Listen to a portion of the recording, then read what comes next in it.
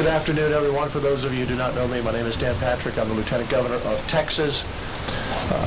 I've been in touch with Governor Abbott today. He is out of the country on a pre-planned trade mission, but we have been in touch. And in his absence, I'm acting governor whenever he is out of the state or out of the country, and I will be overseeing the operation on what is still a hurricane, even though some thought it would be a tropical depression once it went over the Yucatan Peninsula. Even though it's still over land, it is still a hurricane category 1 at this time. We wanted to get together today to talk about the next couple of days for a couple of reasons. Number one, if you look at a couple of the charts that we brought in today, you can see just since July 3rd how the track and the cone has moved more to Texas, away from Mexico. This storm began Monday. It has devastated several islands in the Caribbean. It's the earliest Category 5 storm in history. This is a determined storm that is still strong, even over the Yucatan Peninsula. It's not broken up as the National Weather Service may have predicted at some point. So as we saw the track move our way, and right now the cone goes all the way almost up to the Texas-Louisiana border, everyone along the coast should be paying attention to this storm. We pray and we hope for nothing more than a rain event, but even a rain event may be very heavy, and we'll talk more about that. But we prepare at the state for the worst case scenario. And we have the best emergency management team in the country. They have been working on and preparing for this storm in the event it turned towards Texas for some days now. Our chief, Tim Kidd, and I have been talking since about 4 o'clock yesterday morning, or sooner than that, so that we are prepared. And we want you to be prepared. In fact, one of our concerns is that we're in the middle of a July 4th holiday weekend. Not as many people are home watching the news or paying attention to the news or having fun at the beach, or just in their backyard and enjoying their families. So if you have friends, a family who are vacationing along our coast, it might be a great idea for you to text them, call them, or email them and ask them to pay attention to the weather over the next couple of days. Right now, it appears that this storm either is a tropical storm with heavy rain that could be 12 to 15 inches in some areas. We don't know exactly sure yet where that may be, whether it's heavy rain and flooding, or if it's a hurricane category 1, 2, or worse. It would be here likely on Monday, and we'd start seeing the impact of that starting on Sunday. Again, we're preparing for the worst, praying and hoping for the least amount of rain and a lesser storm, but you want to be in position of wherever you're going to be by Monday. Remember, seldom does wind cause death in a hurricane. It's flooding. That's the most dangerous position for someone trying to drive in flooded waters on flooded roads. I've just finished a briefing, a very deep briefing with our Emergency Management Council of the state, all over the state, and our local mayors and judges have been in touch with the chief for the last couple of days, and they are preparing. So once again, we hope and we pray for nothing more than a rain event, although that will still be heavy rain in some areas, flooding in some areas, pretty much for sure. But we're going to have to be patient, not preparing, and you should not be patient preparing, but we're going to have to see this storm move off of the peninsula, off the land, and into the Gulf of Mexico. And once that does, in the next 15 to 20 hours or so, it's a very slow-moving storm, about 6 miles per hour. Very slow-moving storm. Once it moves into the water, the storm will tell us more of where it's heading. And we'll know to be able to pinpoint it much more than we can today. But right now, if you're along the coast from Brownsville to the Louisiana border, pay attention to this storm, because you have about 2 days, the rest of today and tomorrow and some of Sunday, to prepare when it hits on Monday. With that, I'd like to turn it over to the chief of the Texas Division of Emergency Management, who is the best times, and I have been down this road many times with Governor Abbott as well of the storms we've had. I'll turn it over to Nim Kidd to give you a briefing, and then we can take questions at the end. Thank you, Governor. You know, our thoughts and prayers are with those that are already in Beryl's path and those that have lost loved ones, but our actions are right here in Texas. Life safety is our #1 priority. We will make sure that state agencies and resources are available to support all of our local government partners. We have been in contact, and I've texted every one of the county judges along the coast from Brownsville, Cameron County, all the way up to Matagorda County. Our goal is to make sure that they have every resource that they need from the state in order to be able to warn and protect their communities. The next thing we really need is a prepared community. And as Governor Patrick said, a lot of people are out having fun right now, and that's a good thing. And we want them to continue to do that. But we also want them to prepare. We need a prepared community, not a panicked community. Right. As the governor mentioned, we really won't know for several more hours of exactly where landfall may be, but we have high confidence that this system is coming somewhere to Texas.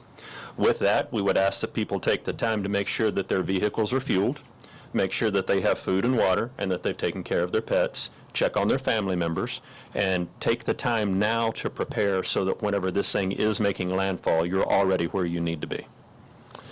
And for the folks who aren't on the coast or don't live near the coast, even up as far as San Antonio, New Braunfels, Waco, maybe even in 5 or 6 days in Texarkana, there could be heavy rain. And heavy rain could be 8 inches, could be 10 inches, could be 12 inches or more, and could be flooding. Because again, this is a slow-moving storm, and hurricanes and tropical storms drop a lot of rain in a short period of time, and the longer that storm is over the area, the more rain it drops. So I think with confidence we can say there will be flooding. Yes, we just can't pinpoint it yet, but do not relax. Sit back and say, well, that's going to hit the coast, and I'm fine if you're a few counties inland, because this storm could bring a lot of rain. I also want to mention, if you're along the coast, again, if you have family and friends that are vacationing on the coast, text them, make sure they pay attention, but tell them about the rip currents. You always hear about it, but the rip currents are going to be really bad. We've already had some incidences with rip currents already, but the rip currents, when this storm starts moving our way in another 48 hours, will only get worse, and it will be pretty dangerous to be in the water once you get to Sunday, or even now and tomorrow. They're just strong. Yes, sir. Any questions? Governor, you mentioned, of course, it's a holiday weekend. Yes. Just to emphasize the point, how are travel conditions looking, road conditions, flight schedules? How is that going to influence how people get home? So drivetexas.org is the place that we would like for you to be helping us get that message out. TxDOT has already talked to their construction crews and their maintenance crews to make sure all evacuation routes and any of the construction zones are free and clear of debris. Texas Highway Patrol is out monitoring those roadways as well. And listen, we're talking to our local county judges and mayors. Remember, in Texas, mayors and judges are the only ones that can mandate an evacuation. Our conversation with those judges along the coast is some of them have issued voluntary evacuations already for low-lying areas, and we're going to have to start watching, because when tropical storm force winds, 35 miles an hour or greater, start moving in, those that are RVs are going to have a very hard time traveling. So that's why we need your help in getting that message out now, to pay attention to the weather. Don't let it ruin your plans, but be ready for whenever this storm comes ashore. Chief, do you anticipate Highway 77 going into contraflow, and if so, when? You know, Rudy, that's a great question. I don't anticipate that right now, because there's so much uncertainty of the storm, and we don't necessarily see the amount of storm surge yet that would require contraflow.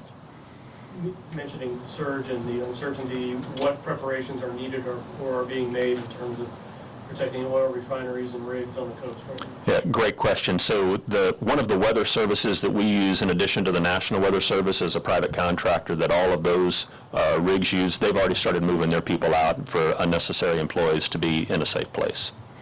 Lieutenant Governor, I noticed that Corpus Christi posted on their Facebook site this morning, they have issued 10,000 sandbags, and they're out. Is there anything the state can help these small communities replenish the sandbag stuff? Is that being done? Yes, it is being done, and you've got the specifics on that. And Rudy, we'll reach back out and talk to them. Yes. I'm not aware that they've even asked us for help yet, but we'll reach out to them. Thanks for that heads up.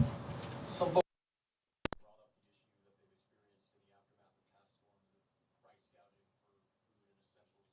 Can you elaborate on that? If that's the case, please notify us, let us know. The Attorney General will look into that, and let's hope that does not happen. And if it does, we'll hear about it and we'll pursue it. Can we expect landfall we will have rain for sure.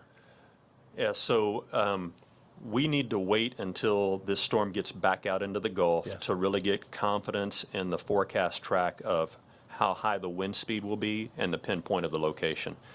I think people, as the governor said, even inland need to pay attention come Sunday and Monday.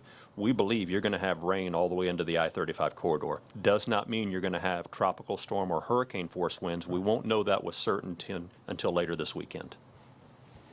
Also, for people who have tuned in, if you don't know how to check your local mayor and county judge and what's going on in your county or your cities, go to TDEM, TDEM, .texas, spelled out, TEXAS.gov. That's TDEM, TD as in Dan, TDEM.texas.gov. And you can get all of our updates there, which we're constantly updating you. We will do a following press conference if and when necessary as we know more. But we will constantly update all the information on the storm. And for your area, you can track on our website down to your area to get your local information.